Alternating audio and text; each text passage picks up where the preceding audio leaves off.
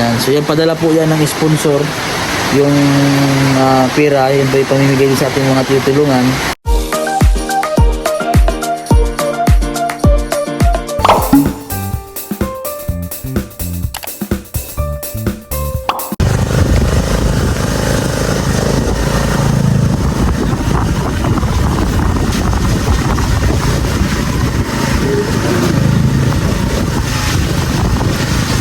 Ay, yan po yan rin. Sir.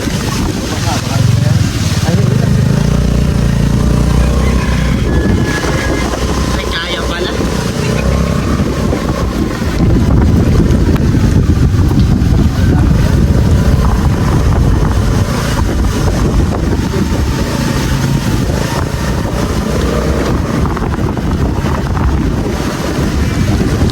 Diyan, kakamulan. Kakamulan.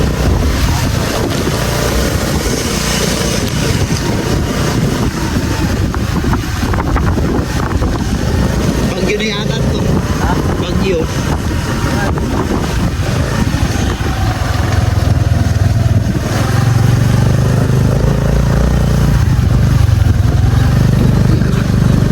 Ay.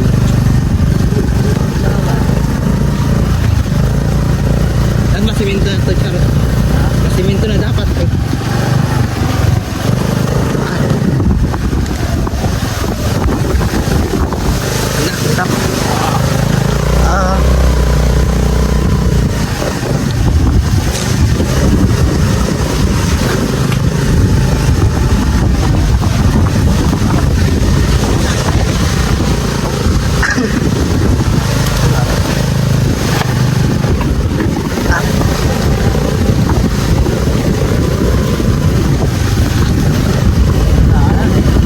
Sabi. Punta po kami kila Gina May. Babalikan ko po si Gina May. Nag-vlog po natin ito. Wala, ano yun?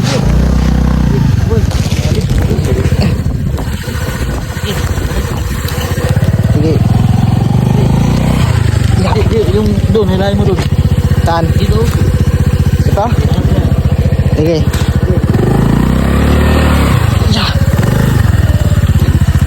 Okay na.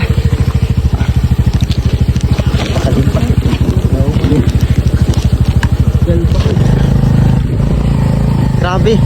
Higa pala na. Higit pa yun. Lalim pala nun.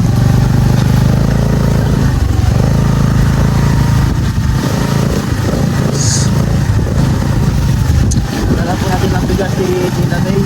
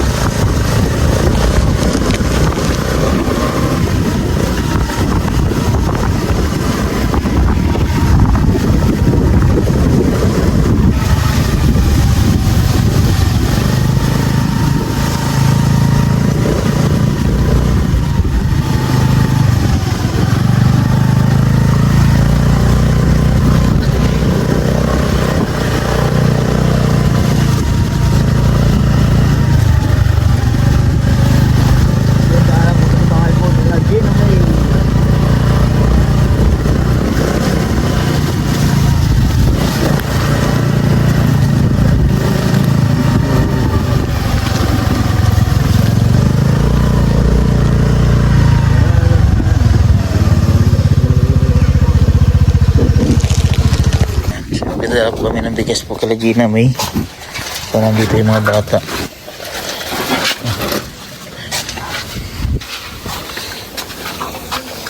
Ano na dere? Saan na dere? Ayo! Ayo ya! Dalawang bigas. Allowance nyo.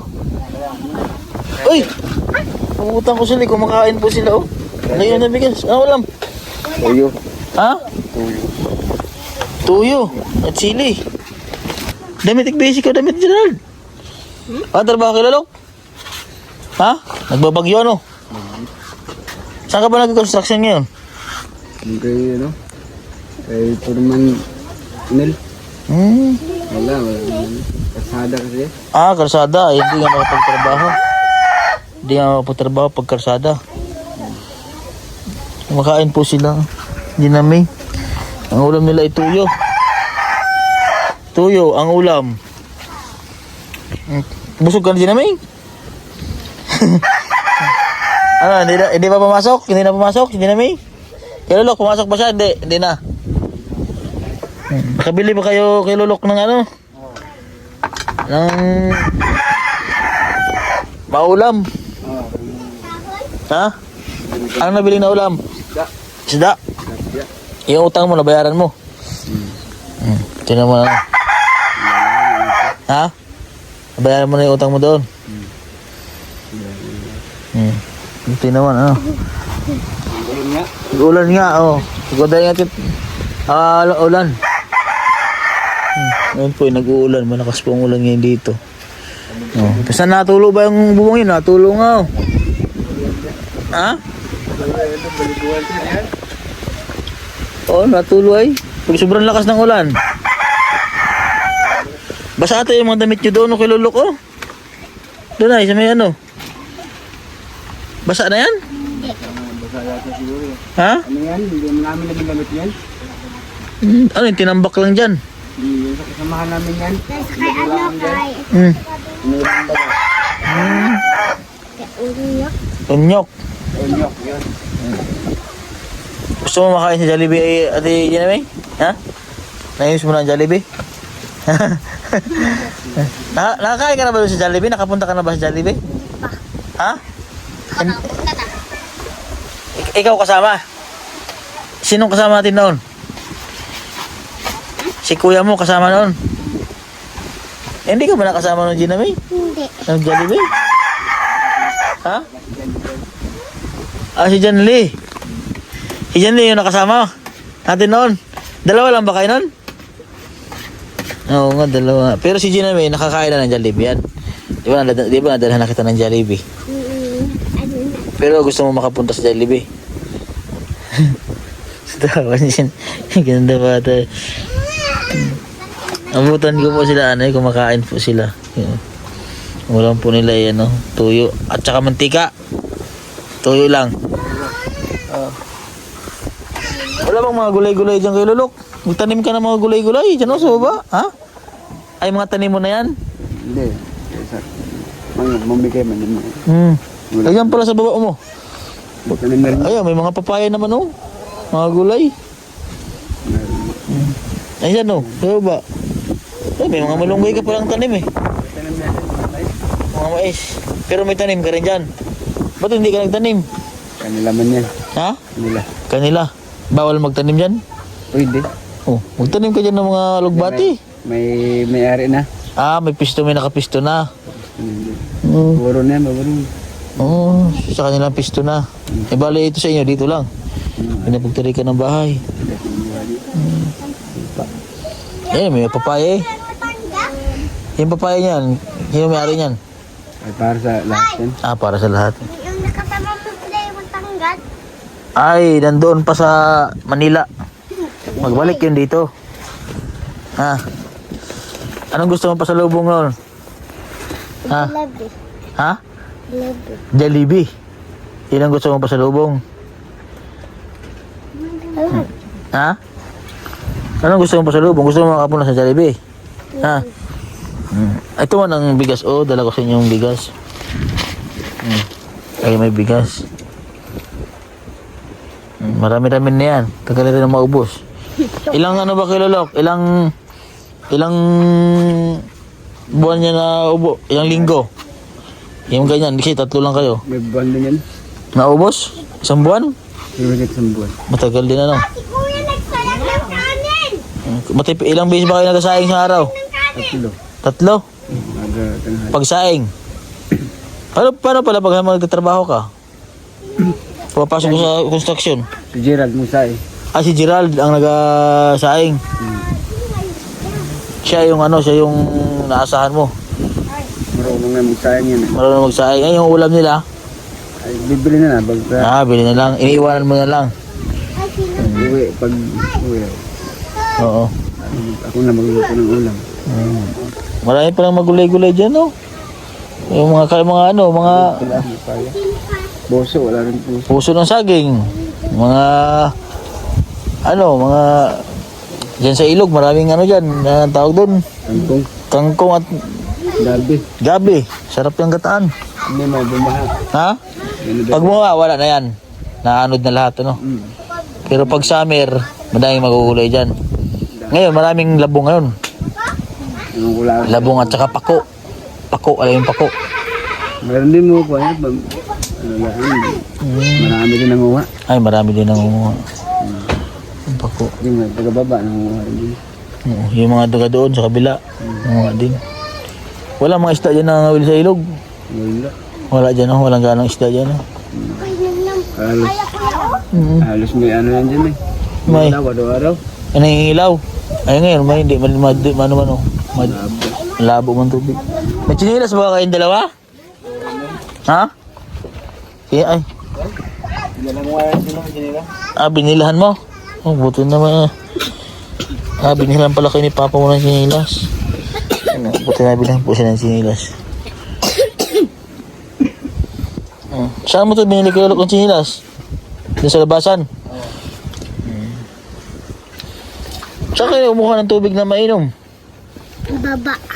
Sa baba pa? Sa gripo? Sarap. Si Gerald. Ay, maubos si Gerald ay. Natulo tumbo mga bahay po ng mga kabayan, no? Ulan ngayon eh. Hindi ba malamig siya dito kaya lalo? Anong kumot nyo? Saan ko? Kay mama. Hindi ba nakuha si Janle? Nahiya siya, di nakalalaki. Ayaw magsama ni Janle. Nahiya siya. Ha? Hindi na siya kalalaki. Ano yun daw siya? Yun yung kalbo, ano? Di ba ikaw dati kalbo ka rin? Hindi. Kalbo rin. Kalbo ka rin dati, ha? Ikaw po yan, Papa. Sige. Nagdala po akong bigas sa kanila mga kabayan. Ayan, so maraming salamat po sa ating sponsor kay Sir at siyempre sa ating mga anonymous at sa ating kaibigan, ating sponsor na si Tito Dads alias Rizal de Diguma at kay Mallory. So kay Sir sa ating anonymous na lagi nakasupport Baboy, tigi. pagdala ng bigas sa ating mga tinutulungan. Ayan, maraming salamat po sa inyo, Sir. At po si Gina May, okay naman po. Kaso lang po, Sir, si Gina May po ay tumigil po sa pag-aaral. So baka next year po ay sabay na siya ng kuya niya. Makapagtuloy-tuloy na sa pag-aaral. O siya, sige na. Mag-away. Sige na, babay na kayo. Bye-bye. Bye-bye. So ayun po mga kabayan.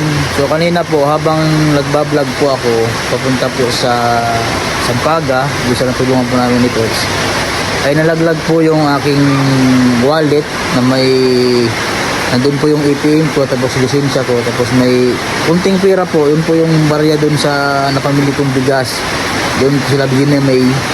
So yun po ay galing na po ako ng bangko, galing na ako ng bangko, nag-asikaso na ako dahil ipa-freeze ko yung account ko. Paano? So ngayon yung nangyari, kala ko po ay walang talagang pag-asa dahil naghanap po kami ng mahigit 2 oras po yung paghahanap namin ni Dana, ni Dado, mga aking kasama sa pag-vlog. Ngayon po ay hindi ko po akalain habang nandun po kasi yung bangko, meron pong nag-message po si Missy sa akin na meron po nakita. At ito po si Kuya Christopher. Ayan, si Kuya Christopher Sacro Matira, taga Sampaga. Ayan po si Kuya. Ayan po yung Facebook niya. Ayan, so nandito na po ako sa bahay ngayon. Taranta na po kami kanina dahil siyempre nandun po yung mahalagang gamit natin. Yan, so ito po yung aking yung aking lisensya, tapos yan po yung barya kanina nung pinamili namin ni Dana. Yan, so yan padala po yan ng sponsor, yung pera, yan po ipamimigay sa ating mga tutulungan.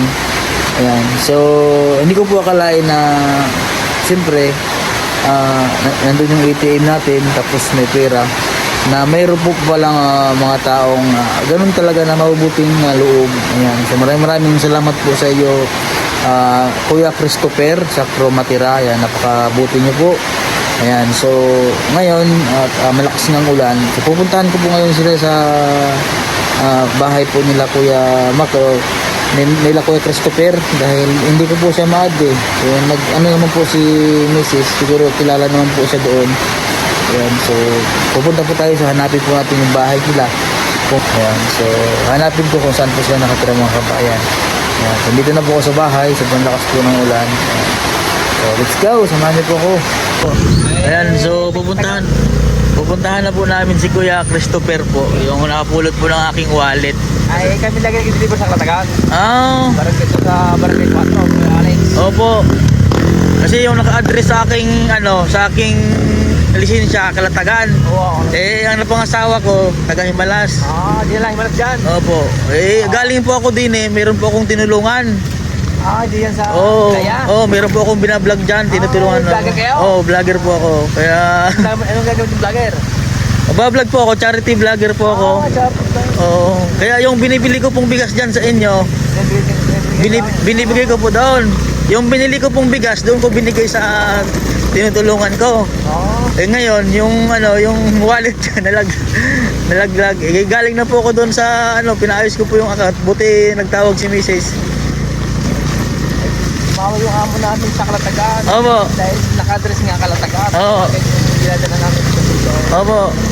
Ay kaya, pinagsak ko para rin.